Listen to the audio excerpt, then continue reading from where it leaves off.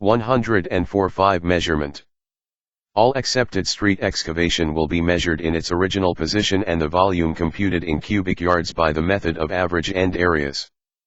Cross-sectional areas shall be computed to the established line of the subgrade, to a vertical line behind the curb, as indicated on the plans from the subgrade to the top of the proposed curb and then to the lines for parkway slopes as shown on the cross-sections of the plans.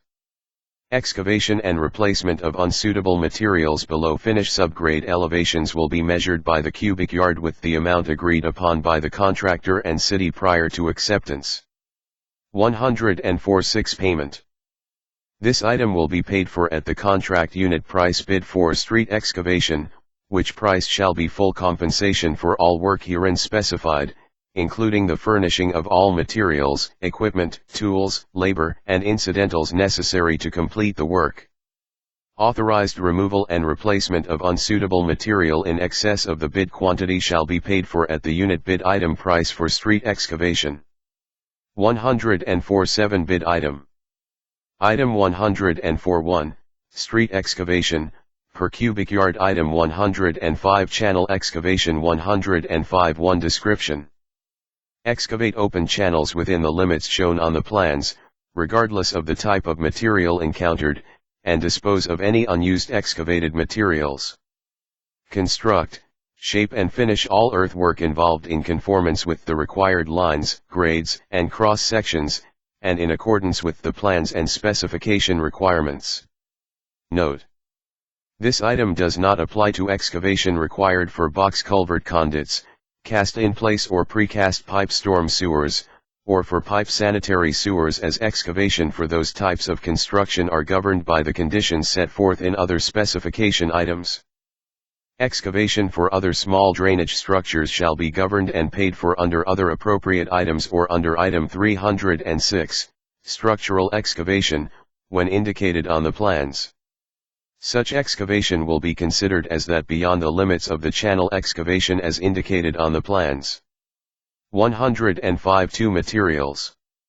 All excavation shall be unclassified and shall include all materials encountered regardless of their nature or the manner in which they are removed, except those covered by other pay items. A. Hazardous materials.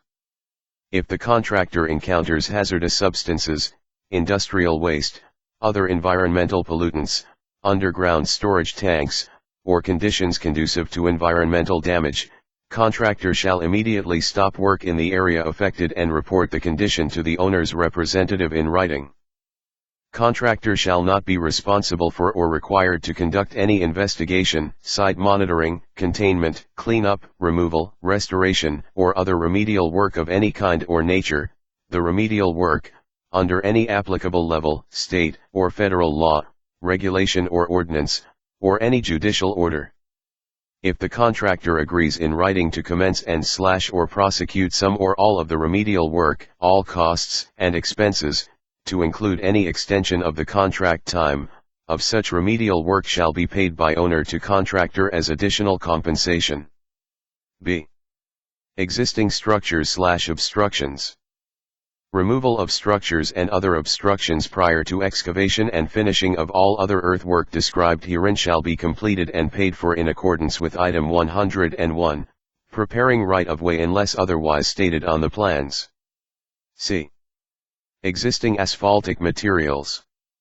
All asphaltic material shall be disposed of or recycled at a facility authorized to accept the material for such purposes. 105.3 Equipment. Provide applicable equipment to conduct work as described in this specification or as specified on the plans. 105.4 Construction. All channel excavation shall be performed as shown on the plans, or specified herein if not denote on the plans, and shall conform to the established alignment, grades, and cross-sections. Suitable excavated materials shall be utilized, insofar as practicable, in constructing required embankments, or backfilling around drainage structures. Unsuitable excavation or excavation in excess of that needed for construction shall be known as waste and shall become the property of the contractor, and it shall become his sole responsibility to dispose of this material off the limits of the right-of-way. Proper disposal shall be in conformance with but not limited to, the following provisions.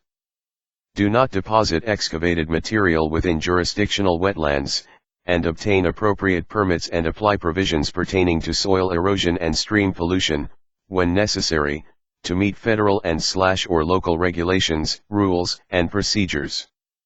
A. Temporary construction access. Any temporary construction access that crosses a channel will be constructed so as to allow a continuous flow at all times. The channel flow line will not be blocked or raised at any temporary construction access. B. Channel side slope, fill. When the plans indicate fill of a channel side slope, the fill material shall be placed in layers not to exceed 12 inches and shall be benched or notched into existing slopes. Each lift of fill shall be compacted to the required density and moisture content as shown below, unless otherwise shown on the plans. Subgrade material density moisture content pi equals 20 equals 95% of max dry density, 2% of opt. Or greater pi 20 equals 95% of max dry density equals opt. Moisture. The maximum dry density and optimum moisture content shall be determined in accordance with TXDOT test method Tex 114A. Tests for in-place density shall be made in accordance with TXDOT test method Tex 115E and within 24 hours after compacting operations are completed. If the material fails to meet the density specified, it shall be reworked as necessary to obtain the density required. The fill material shall be free from roots, trash, silt, and objectionable debris and shall be approved by the engineer. The channel side slopes, in fill areas, shall be cut to the finished dimensions after completion of the fill process. C. Lateral ditches. At locations where lateral ditches enter the channel, the contractor shall perform grading as may be required to maintain lateral ditch side slopes within the easement area. The cost of all grading shall be considered incidental to the unit price bid and no extra payment will be made.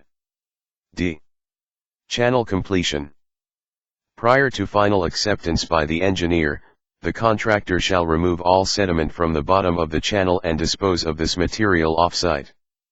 The cost of sediment removal and grading shall be incidental to the unit price bid, and no extra payment will be made. Revegetation is not required on channels primarily composed of rock. 105.5 Measurement. Accepted channel excavation for open channels will be measured in its original position and the volume computed in cubic yards by the method of average end areas in accordance with the lines, grades, and cross sections shown on the plans. 105.6 Payment. This item will be paid for at the contract unit price bid for channel excavation, which price shall be full compensation for all work herein specified, including the furnishing of all materials, equipment, tools, labor, and incidentals necessary to complete the work as well as the proper disposal of unsuitable materials. 105.7 Bid item.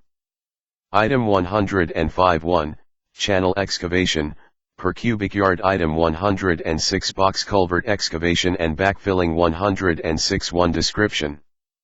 Excavate and place storm drainage box culverts, whether cast in place or precast, within the limits shown on the plans, regardless of the type of material encountered. Remove and satisfactorily dispose all unused excavated materials. Construct, shape, backfill, and finish all earthwork in conformance with the required lines, grades, and cross sections in accordance with the plans and specification requirements contained herein. Note: this item does not apply to excavation of open channels, or that required for pipe storm sewers or pipe sanitary sewers, as excavation for those types of construction are governed by the conditions set forth in their respective specification requirements.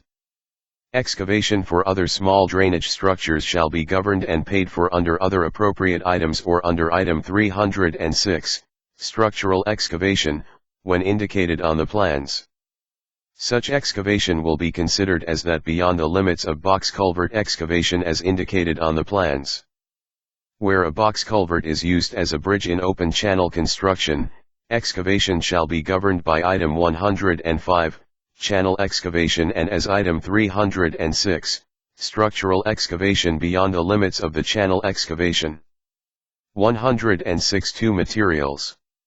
All box culvert excavation will be unclassified, and shall include all materials encountered regardless of their nature or the manner in which they are removed. Use materials that meet the requirements of the following items, when indicated on the plans or required. A. Flexible base. Item 200, flexible base. B. Subgrade filler. Item 410, subgrade filler. C. Cement stabilized sand. Item 412, cement stabilized sand. D. Flowable fill. Item 413, flowable fill. E. Filter fabric. TXDOT-DMS 6200, filter fabric, Type 1 106-3 equipment. Provide applicable equipment to conduct work as described in this specification or as specified on the plans.